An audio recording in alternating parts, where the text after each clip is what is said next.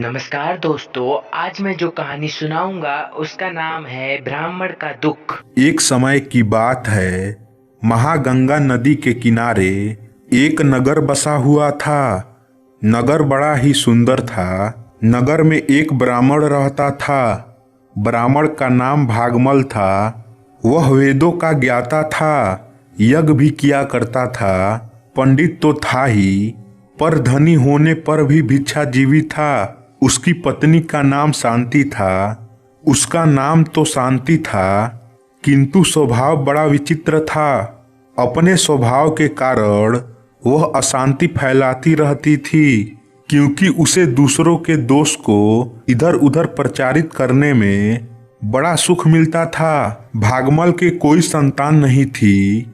वह संतान के लिए दिन रात तड़पता था। उसे अपना धन और अपना पांडित्य यह सब व्यर्थ लगता। उसने संतान की प्राप्ति के लिए कई बार यज्ञानुष्ठान किए, फिर भी उसे संतान की प्राप्ति नहीं हुई। अंत में भागमल निराश हो गया।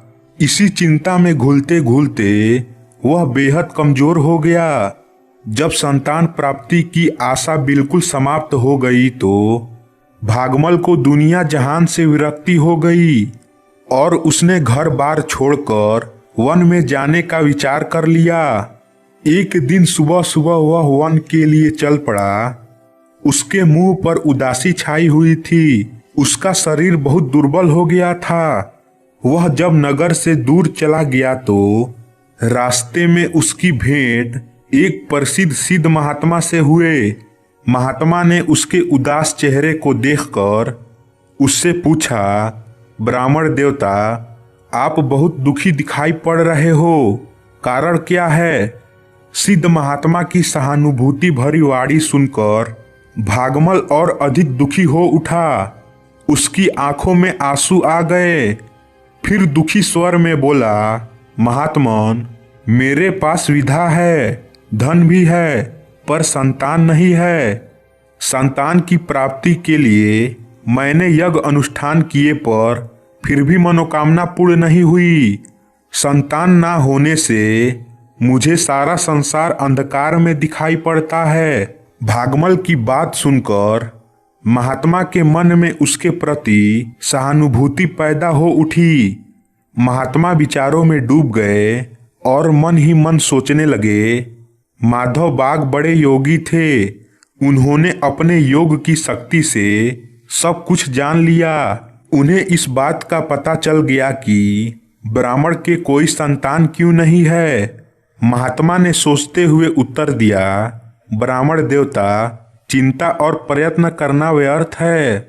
विधाता ने आपके भाग्य में संतान लिखी ही नहीं, फिर आपको संतान की प्राप्ति कैसे हो सकती है? सिद्ध महात्मा के कथन का प्रभाव भागमल के हृदय पर रंच मात्र भी नहीं पड़ा। उसने बड़ी दीनता और नम्रता दिखाते हुए फिर कहा, महात्मा, कोई ऐसा उपाय कीजिए कि मुझे एक पुत्र की प्राप्ति तो हो ही जाए। पुत्र ना होने से मुझे अपना जीवन व्यर्थ लगता है। महात्मा ने सोचते हुए कहा, ब्राह्मण देवता, आप वेदों के ज्ञाता हैं, यज्ञ भी करते हैं। आपको इस तरह मुंह में नहीं फंसना चाहिए। जीवन में सुख और शांति संतान से नहीं मिलती, भगवान की भक्ति से मिलती है। संतान के मोह की चिंता छोड़कर भगवान की भक्ति में मन लगाइए, कल्याण होगा, सुख मिलेगा। किंतु महात्मा की बात भागमल के गले नहीं उतरी। संतान के मोह ने उसके मन और प्राण को जैसे जकड़ लिया था।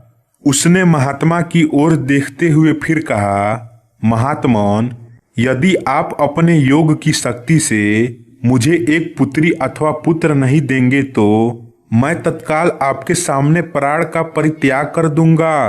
महात्मा ने भागमल से कहा, हट मत करो।